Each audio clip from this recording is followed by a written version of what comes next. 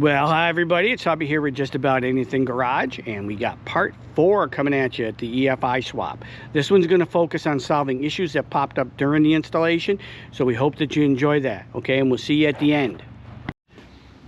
Okay, I'm back. That was the boss who called. That's why I hopped off so quick before we do that. I got called to grandpa duty because they're trying to go to Walmart and they needed a clothes and a diaper change on our life little changer, my new little granddaughter.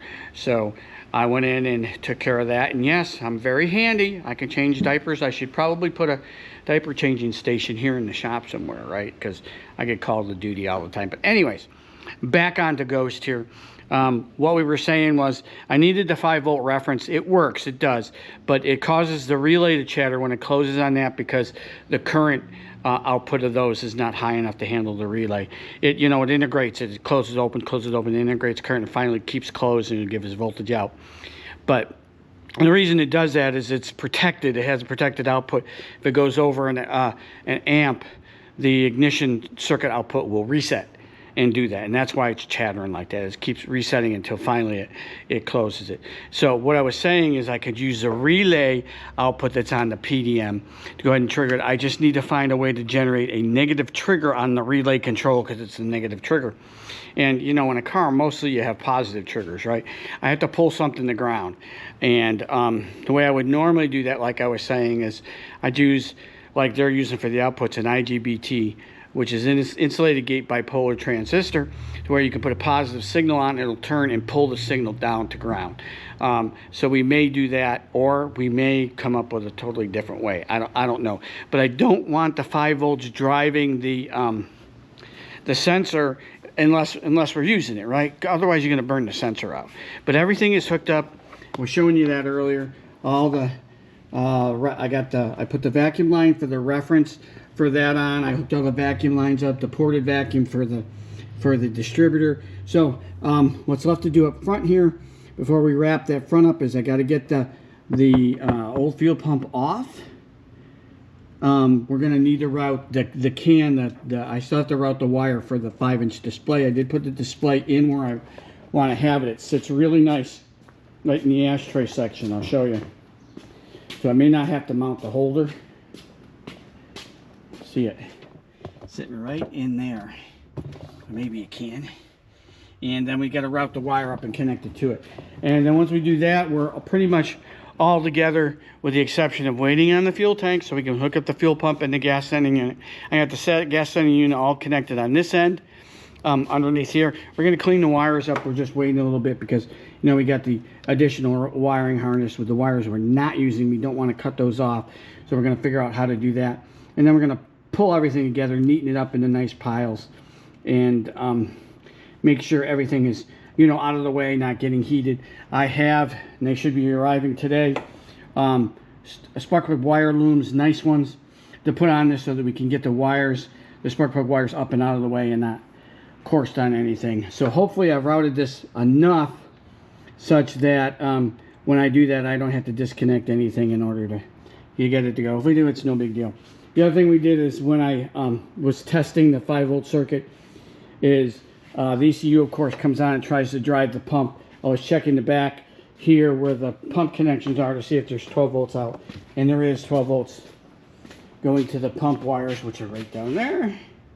That yellow one is the sending unit that will hook up with the original sending unit. And we will be ready to rock and roll at that point once we get that in to fire it up and make it go. Because everything is connected at that point. We're going to go ahead and route the wires for the 5-inch display. And once that's done, I'll show you and we'll go from there. I have the old I got to get through the firewall. I have the old vacuum line entrance, which is right down here. Let me turn the light on for you. You don't know that you can really see it, but right in there, we'll probably pull the vacuum lines out and punch it through there to get it through, and we'll go from there. All right, so we'll be back with we should have everything hooked up except for the tank, and when we get the tank, we'll of course jump on that, so hang tight. Okay, so quick update on Ghost.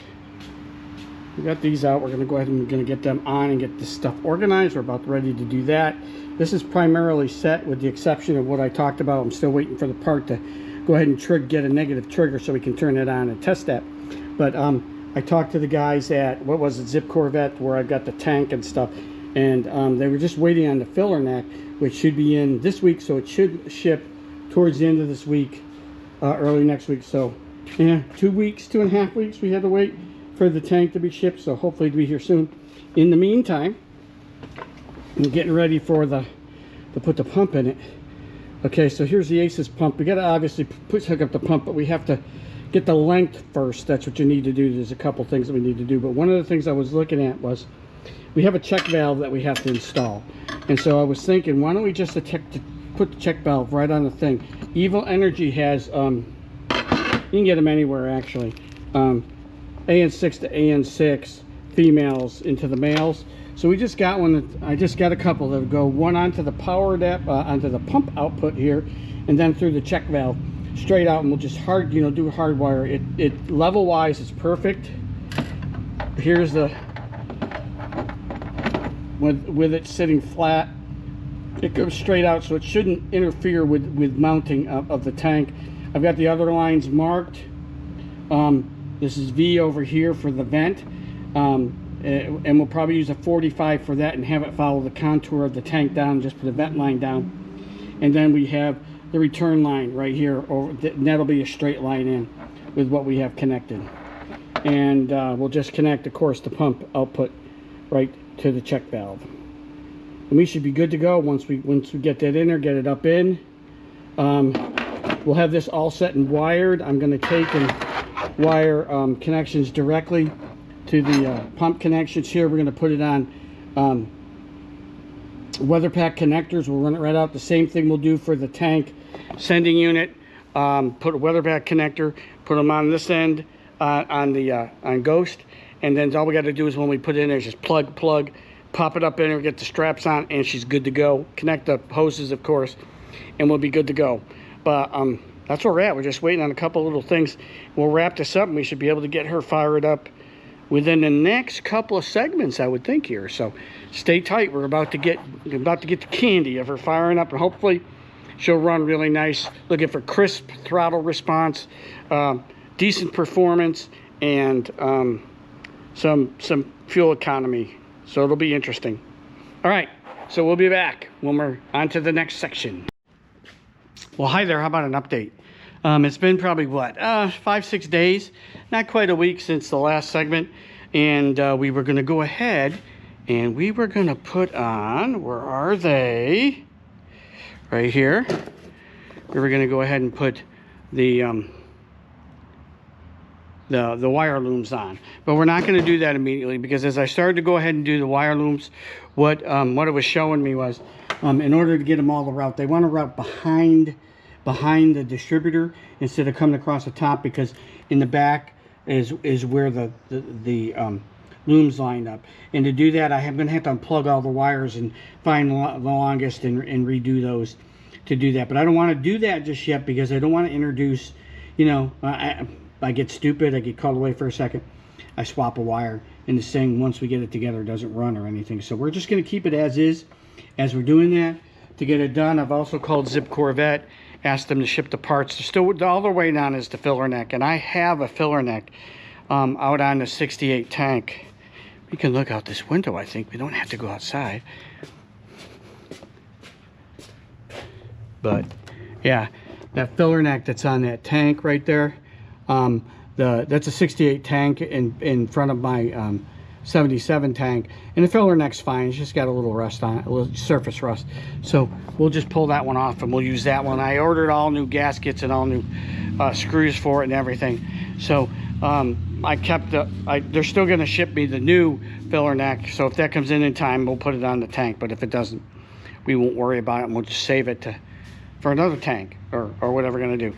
Okay, so we've got everything hooked up. Just a real quick review. I've got all the wires pulled in. I've got wire ties on it, so we got it pretty clean right now before we put the looms on.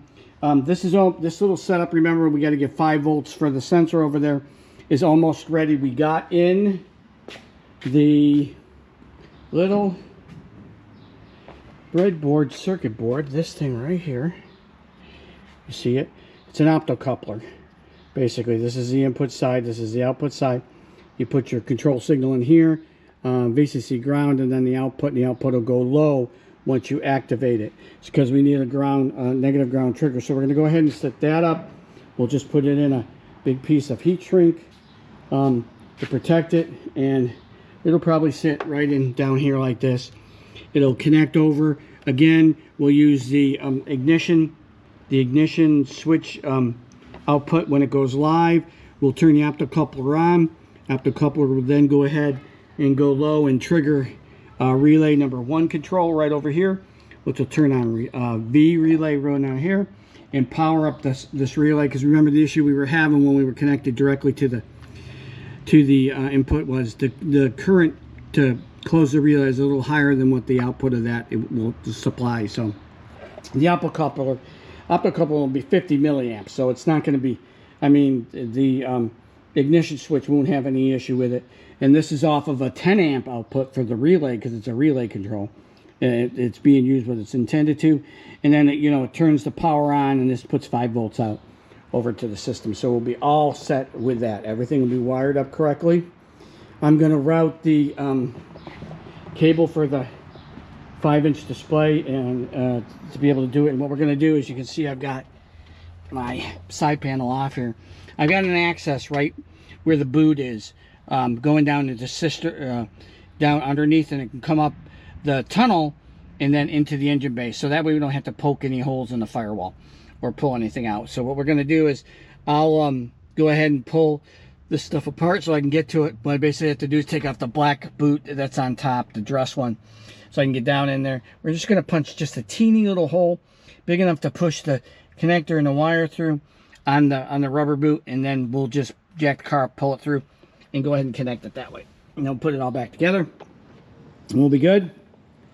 And we're shipping the tank. I should have it here in a couple days by the end of this week. This is the 30th, I think. Yep, this is June 30th right now, so we can get that in. We'll get the tank all wired up. I'm doing that. I'm doing the wiring for the pump. We're going to put it on some weather pack connectors, and we'll do the same for the gas sending unit. Put on some weather pack connectors, and then we'll be all set to get the fuel side done. Once the fuel side's in and I've got everything hooked up, we can go ahead and fire her up and make sure she's working, and we'll be in good shape, and then we can touch the other stuff. All right, so that's just a quick update where that is. Once the tank comes in, we'll of course pull you back in, and we'll show you, or if I do anything significant on it, like decide to get a while hair up my butt, order a new set of wires, and go ahead and rearrange the wires, and then check it 1,800 times to make sure that I didn't make a mistake. So we're all good with that. So we're ready to go, and we'll be right back, and we'll get this thing wrapped up and get her fired up, and so we can drive her and get her working with the EFI. All right, so we'll be back. Hang tight. Man, July 3rd. It's hot. We've been in, I mean, everybody has, but we're in triple digit. It was 102 yesterday. It was like 106 in the shop. I did not do anything yesterday. A little cooler today, 99. We're only at 94 currently in the shop, and I got stuff running and rolling. But we got stuff in from Zip Corvette. See that big box? That had this in it. This big old tank and the other things I need to get this thing wrapped up. And we have the Aces pump in it, positioned where it's going to have to be positioned. One of the weird things that they did here is, the way that the holes are drilled on it. Either positions the output like this, which is obviously what you want to do because it's in the divot where the thing is, or out the back where the wires are, right? So it's just opposite, going that way. The wires here come across and plug in for the pump. We're going to go ahead and put some on for the sender. We put the sending unit in there, and we got this set up really, really good. This is probably how we're going to set it up for the stuff coming in. This is the pump power out. We're going to use a regular connector. We'll come down and we'll drop down with a hose, and then we're going to make that a short hose because we got to put the check valve in, and then the check valve will go out and connect to the thing, and then the return line will just come up and hit this 45. This is an aluminum cap that I have, and I drilled a 1/4-inch hole in the end. I don't know if you can see it there. That's the vent tube. That's just to protect the screw fittings on that, and then we're just going to leave that open to the vent. All right, let me see if I can show you inside. This is all baffled, this tank. I don't know if you can see in here or not. Yeah, a little bit. You got the light there. You can see the sock sitting down in the return tube. The return tube's up about a quarter. The sock, I know the perspective doesn't look really good. It's about an eighth where it's supposed to be up on that. And we've got that sending unit all set up. What the sending unit does is it comes up over here, so it comes up right up into this, and it's set up perfect for that. So we're good. Now the only other thing we're gonna have to do, and I've got it ordered from Tanks and we're waiting on it, it should be today or tomorrow, is I need an adapter so that I can have the processor look at the fuel, because this is a standard 90 ohm, 0 to 90 ohm sending unit, and the ECU needs 0 to 250. So Tanks makes ones that is infinitely adjustable for whatever sending, because they vary all over the place. And we'll just go ahead and we'll mount it up in the engine compartment. We'll hook our yellow line up here that we've got down here, and our regular sending one, we'll put it on a 3-pin weather pack connector, ground, signal to my gauge in the car, and then signal to the ECU. Separately connected, but you know, there'll be a common point for the sending unit. The yellow one will then break off, go into that adapter. Adapter will feed the line. We're gonna have to put it up in here somewhere. So, you know, we're getting a little crowded. So we gotta finish that up and get that in there. This is basically all together, all the power. I've just gotta finish up this. This is basically an optocoupler. I needed to generate a negative signal to turn on the relay. Remember, I was telling you when we were hooking it directly to the ignition switch output for this, they're only rated for 1 amp, and this is drawing a little bit more than that, so we bounce and then close.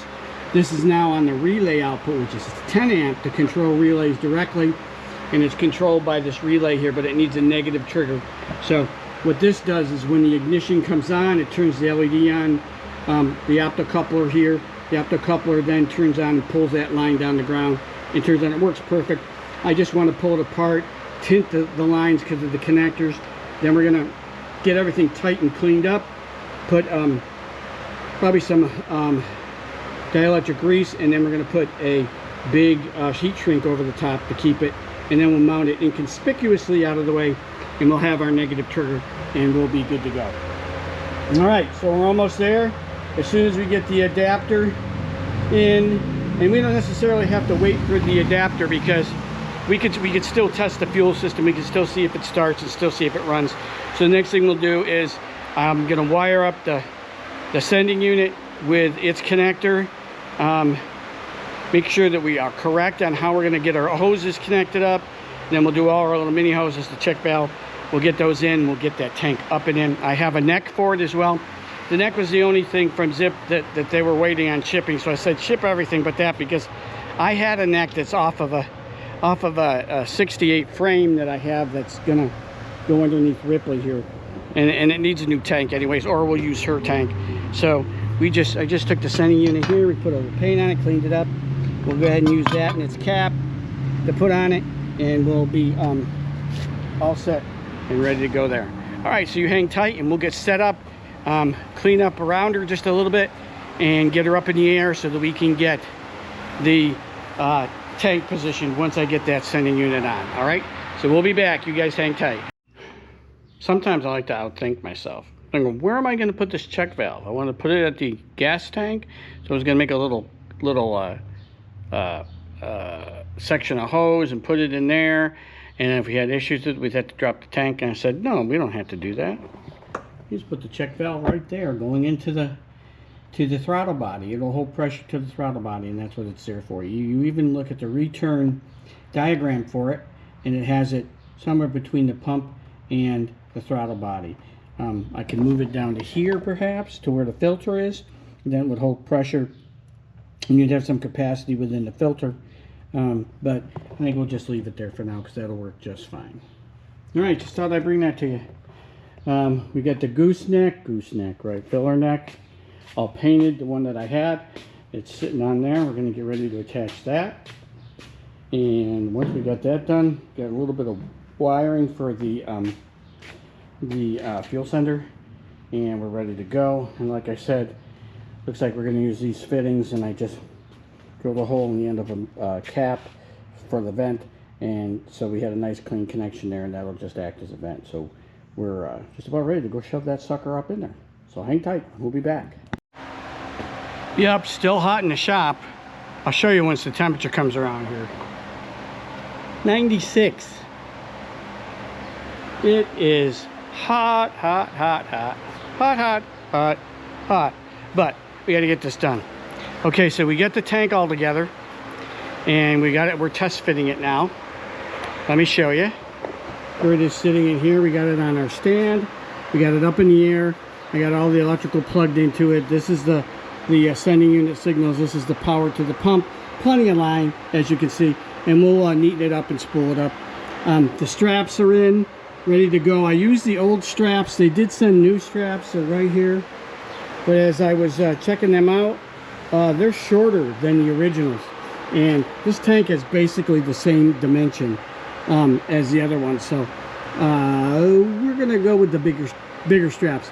If it ends up being loose, then we'll go ahead and we'll pull them out, because this is a test fit we're doing here. That you can see up here, everything is in its place. We've gone ahead and we've got the connections here. The red line, the red tape line is the power line out. It's on the 45.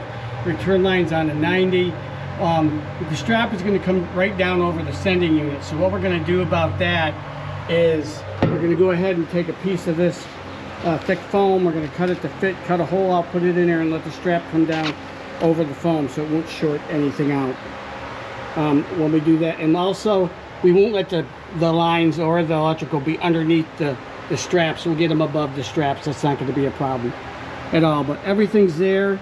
Plenty of line space for when it goes up, because it's going to fit up in this corner up here. It comes out through there. They'll just kind of line up and go into there, and they'll push and turn as they need to turn to do that. And we'll watch it as we go up and make sure that it does that. If we have to shorten these lines, we can do that. But probably what I'll do is just get them to tuck into the side here, and I have space for it to go up and out, because the back side here is where they are. I'm holding them right now, and they come down. I don't know if you guys can see, but they come down onto the frame there, so they'll push right into this space right in here, so there won't be any problem with that. Okay, so that's where we're at. We're going to drop it one more time, get everything all rearranged, then we're going to get it up. What we did with the vent was, I told you I left it open. Originally I didn't. I capped it with a thing that's off. We're going to use a vented gas cap. We decided to do it. I think that'll just work better. The one I have is a sealed, but I popped a hole in it so that we go ahead and test things, so it'll be a vented cap. And when the new one comes, we'll go ahead and we'll switch out to that. So we're getting there, getting everything together. This will wrap up the back here once we get everything in there, and then we'll do our testing. We'll look for leaks, for the fuel pump to fire up, and handle everything when we do that. But that's where we're at. Okay, so stay tuned. We'll be back. Next one should be with the tank up in there, and we should be wrapping up the front end. Oh, one other thing before I let you go. I did pull off, ouch, I'm hitting my head because it's down low, the fuel pump. We got the fuel pump plate in right there. You can see it. That's off and ready to go. We still have to do the O2 sensor. That'll be next. And then we're going to route the control unit right through here. You can see where the wires come up for the reverse switch. We're going to route it through there and then straight up the tunnel, up and in. There's enough line to do that, so we don't have to poke any holes anywhere. All right, now I'll let you go. We'll be back in the next segment, so hang tight. All right, so we've done a bunch of stuff here. Okay, so one of the first things we did is, I don't know if you can see it, but right up in here, if I can get past anything with the camera, here is the black wire behind. This is the reverse light, but there's a black one. Yeah, it's the CAN connection to the connection inside for the monitor, and it runs right up.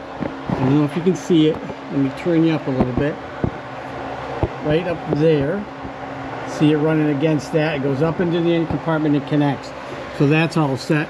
The other thing that we've done is we verified that This is indeed the input power line. We blew air through it, put a cap on it, came through. It came through this tank. Checked inside here. Made sure that the return line and that the sock is good, and it is, so everything looks kosher.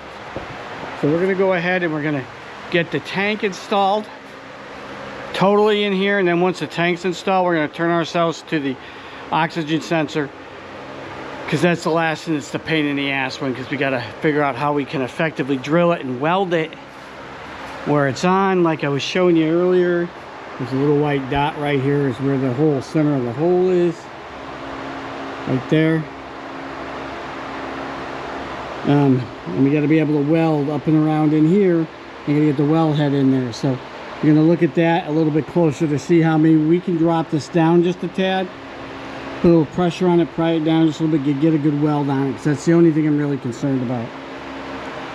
And then we'll go from there. We should be able to fire her up then, put some gas in her and fire her up. Here's the cable coming down for that. So hang tight and we'll be back with the tank installation. Okay, so we almost have the tank up in there. We got the back to clear pretty good, the sides clear pretty good. You can see right in here with it. Where we're hanging up is right on the corners, right here and on the other side. This is in the corners. I think what we're gonna have to do is lower it enough so we can get to these corners and kind of bend them down so they'll slide up, and then I think it'll go up, because it's definitely stuck. I can't jiggle it up in there.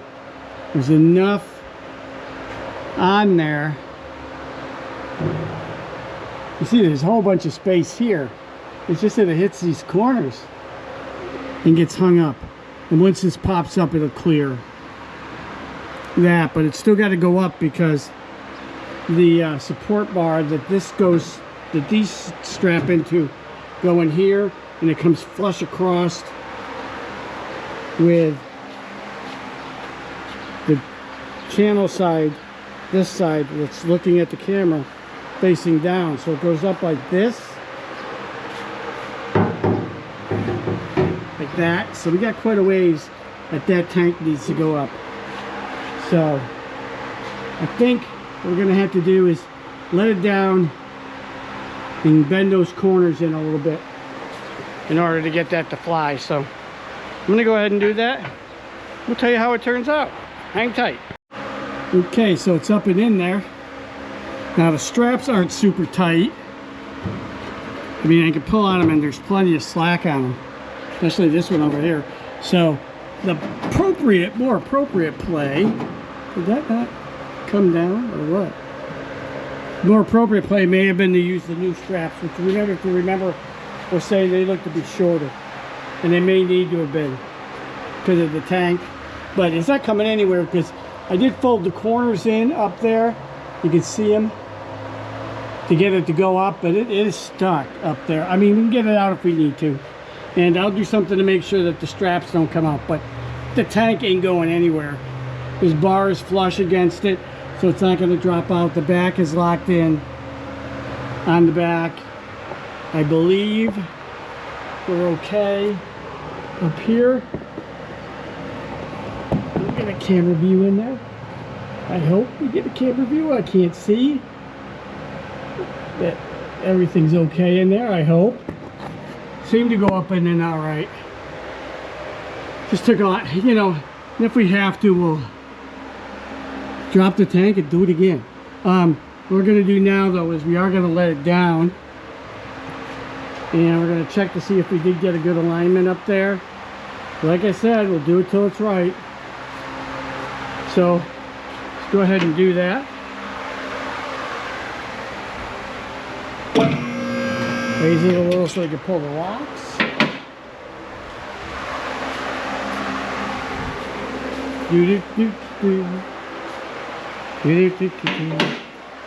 Everything's connected, it's neat. Wires are piled on top so they shouldn't be pinched. Same with the fuel lines. Oh, oh, oh.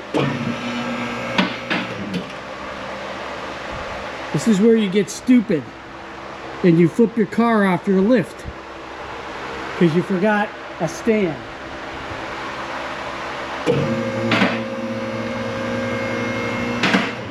Okay, see, don't lose your mind.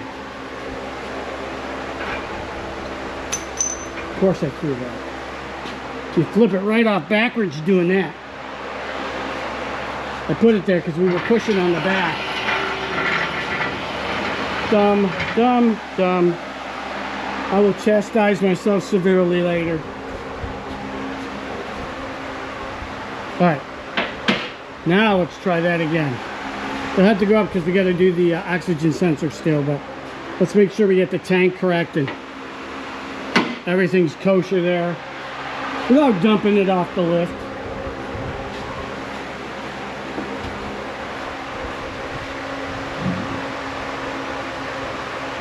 Okay.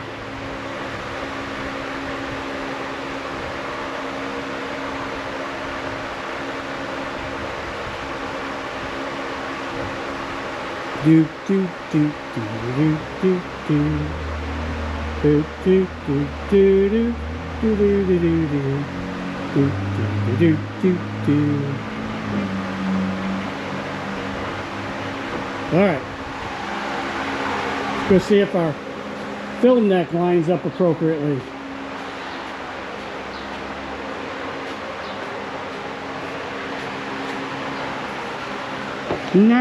Well, kinda. Tank's forward biased a lot. No, this isn't right. The back of that tank needs to come up more.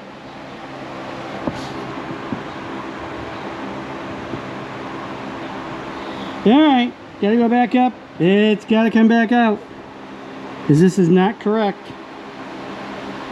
It's tilted backwards. That should be sitting flush in there. Alright. Well, that answered that question. Alright, we got more work to do. We'll be back. Okay, tank's back out. A little judicious prying. It was in there pretty tight. Those corners wedged up in there. So I think the straps will be okay because this was sitting way down low, right? It wasn't even into the straps. What's got to happen is we've got to push the back of it right up into this area here. So it's got to sit above this lip. So I'm going to take a little break and then we'll come back and we'll try number two. See if we can't get it up in there. Nothing's wrong with any of the connections. Everything looks okay. I got a little kink on my return line, but that's okay.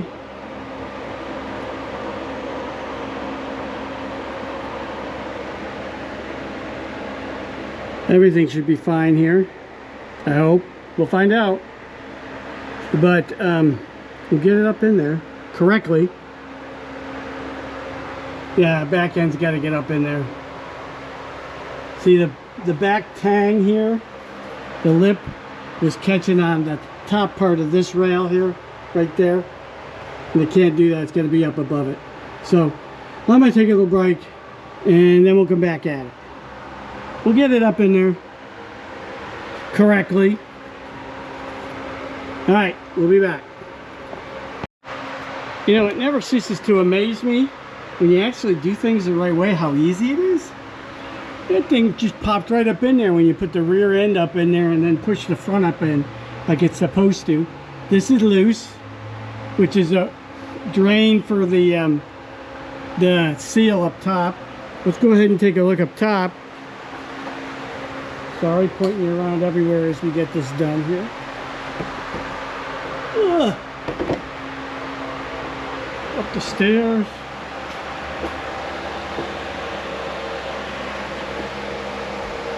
Look at that. Lined right up. Seals. May have to play with that seal a little bit, but generally it's in a good spot. Pop the cap on it. Put some gas in it when we get it down. Give it a try. I was looking at, and I'll show you. We'll go down under it again.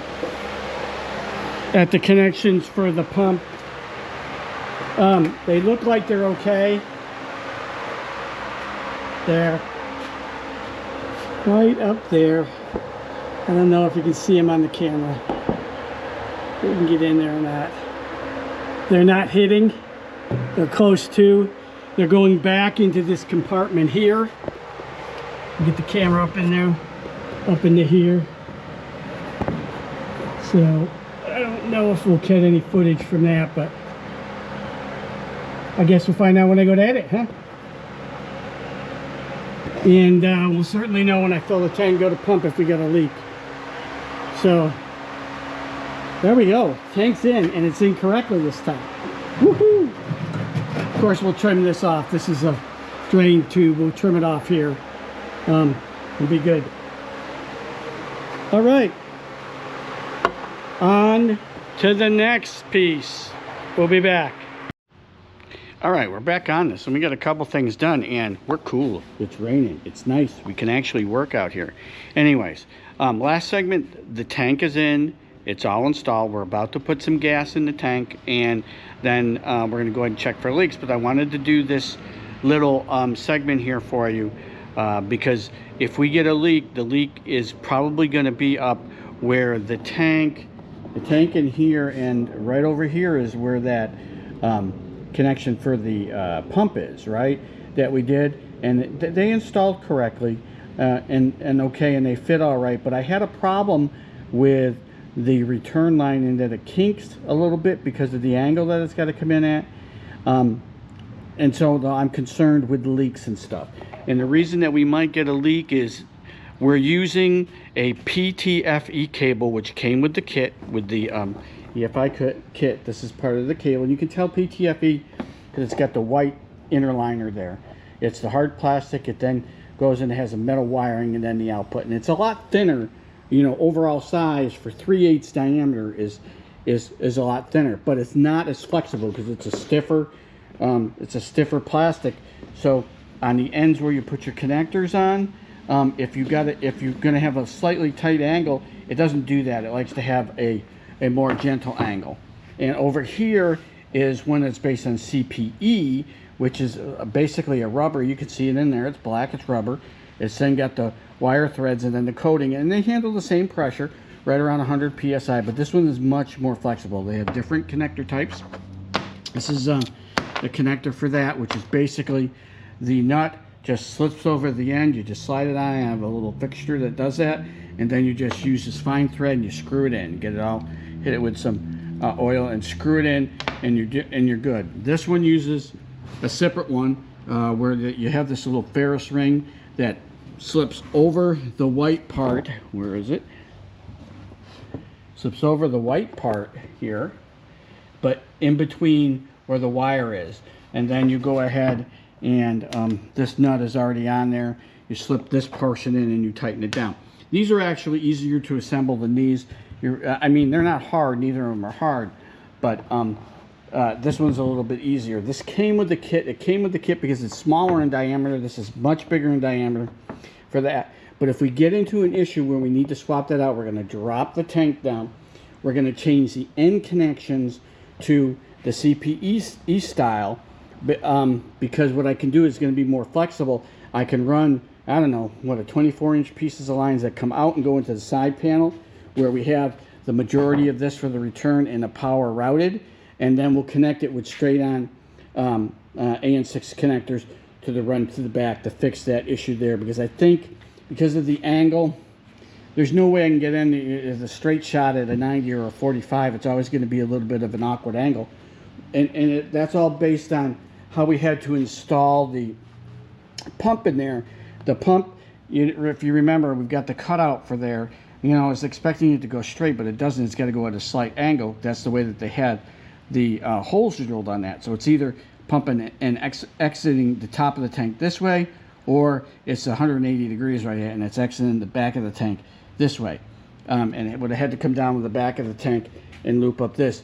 But you had certain issues with that, so we chose the front exit part. So we do have a strategy if we get into a leaky system, or, you know, the return pressure is too high because it kinked a little bit.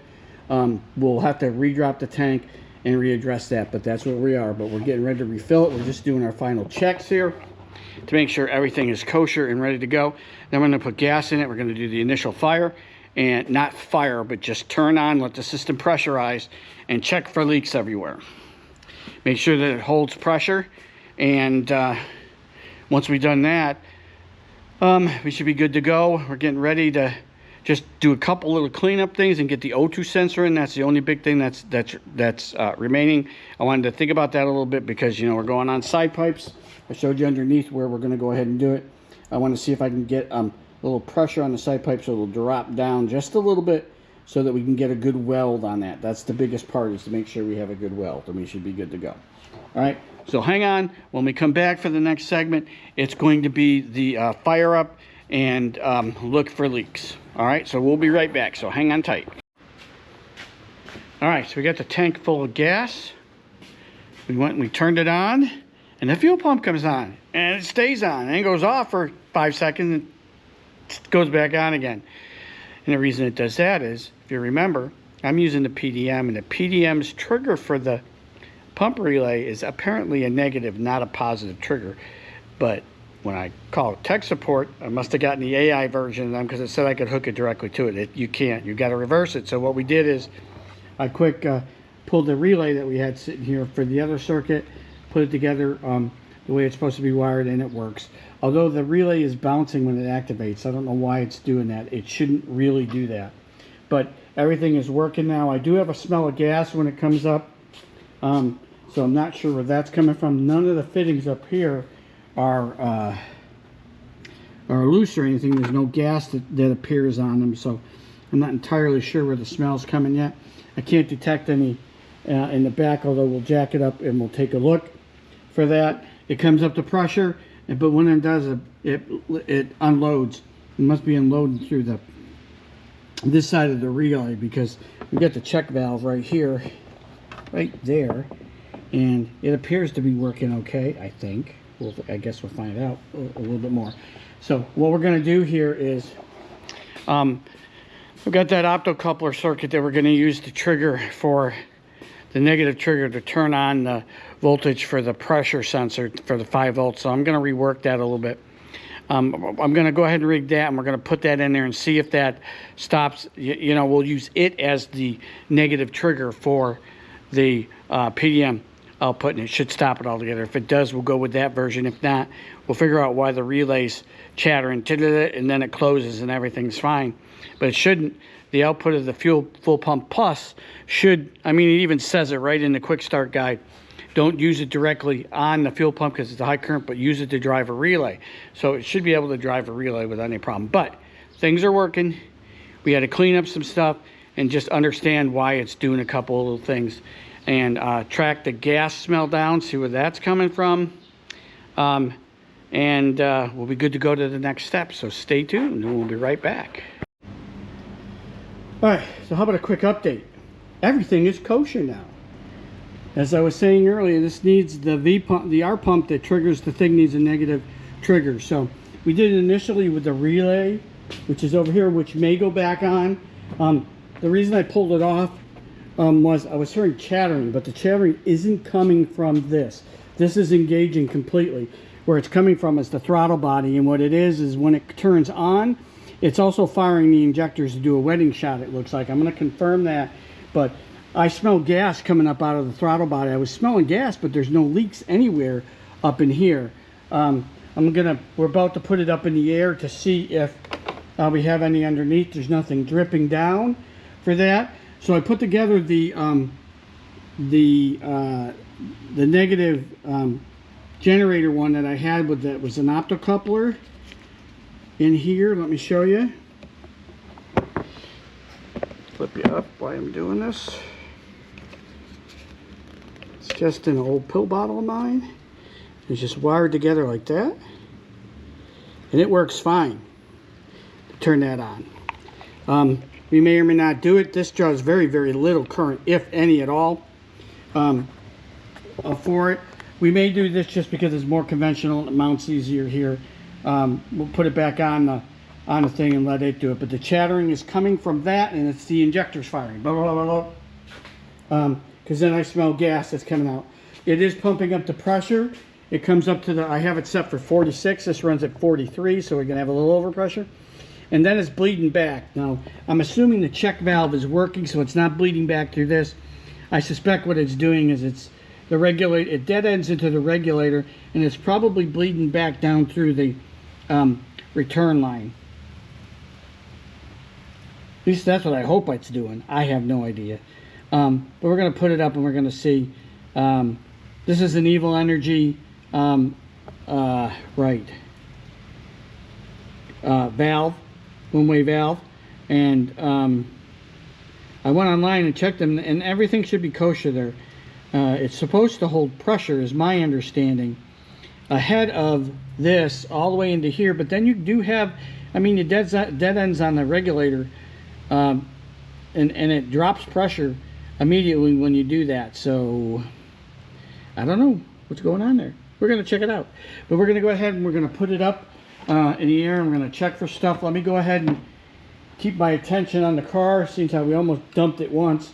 And once I get it up in the air, I'll bring you guys along and we'll look underneath it to see where we're at. So hang tight, we'll be right back. Okay, she's up in the air or underneath her. Let's grab some extra light. Where did I put that light? That's a good question. Right over here. And take a look. Okay, nothing dripping. I got nothing here. No, nothing on that. I can't reach my hand up and check those fittings, but I'm not seeing anything from them. It looks like they're okay. I'm not smelling any gas. Okay, cool. Check down the rail it runs. Everything's fine. Comes up here, up into that. Everything appears to be okay here.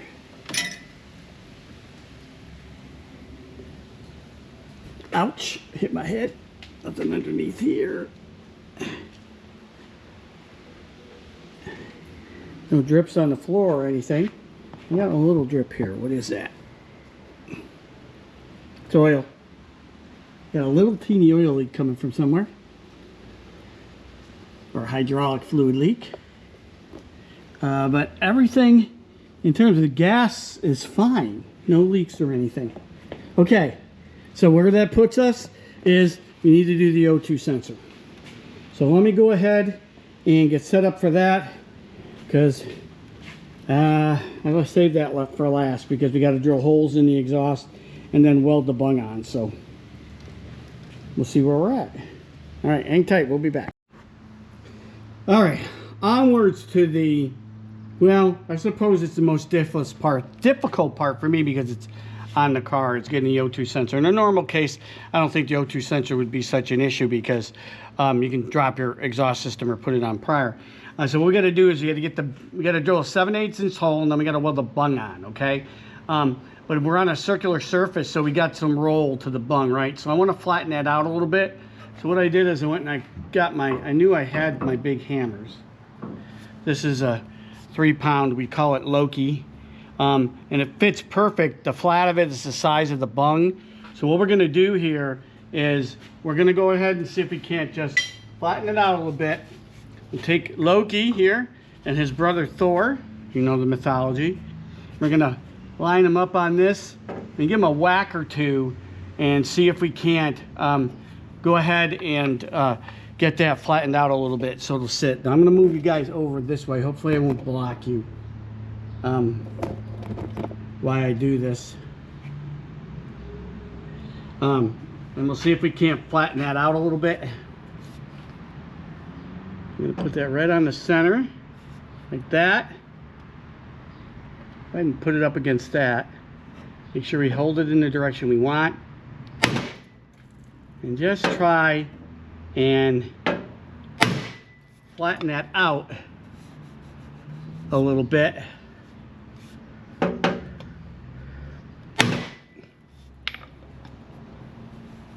Take a little bit of the roll out. All right, let's check that bung. See if that bung sits a little flatter. You don't want to smash it in. Oops, sorry, I kicked you guys. Oh yeah, still got a little bit of a roll, so go a little bit more.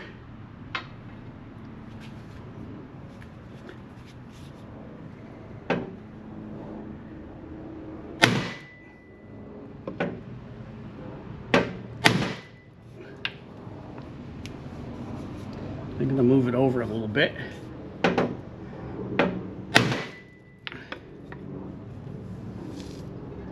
Check it.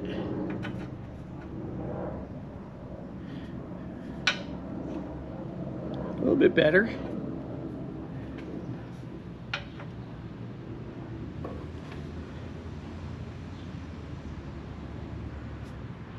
Couple more.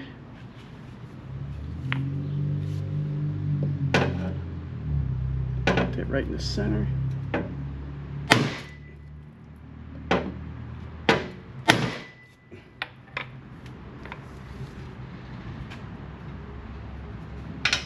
Oh yeah, that's better.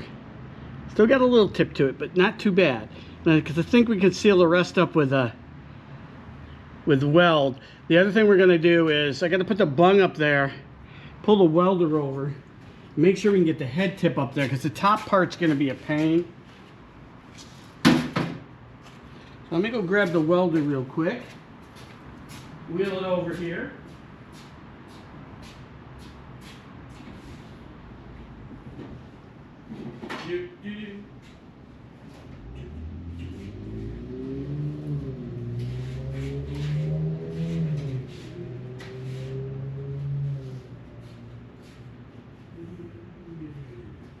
I have a big extension cord on it so it can come right over, but I gotta wind it here.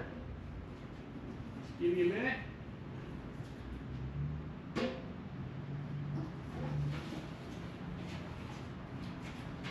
it on the floor, so on the stool on its own.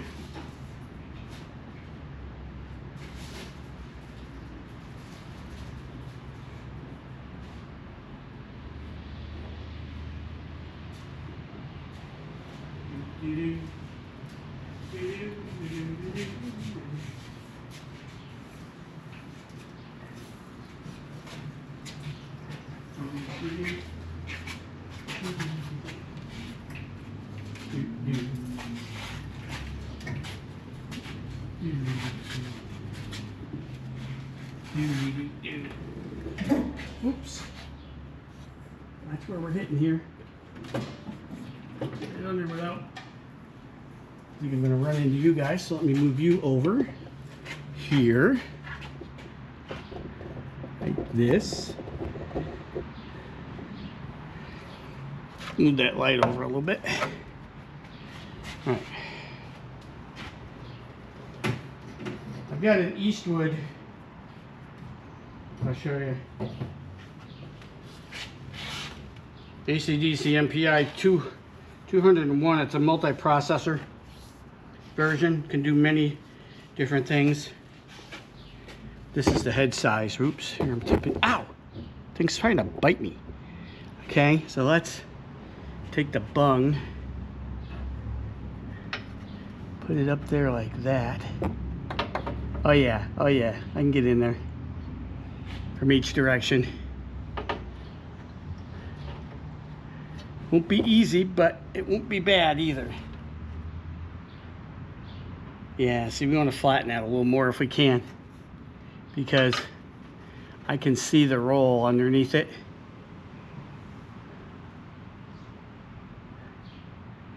Just be better than sealing it off.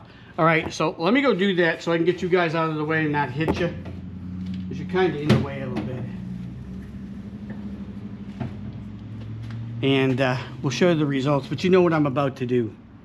So hang tight, we'll be right back. All right, we're gonna end number 4 video, part 4 right here. As always, we appreciate you guys. Thanks for watching, and if you do all that jazz for me, I really would appreciate it. All right, we'll catch you in part number 5, which will be the last one in the series.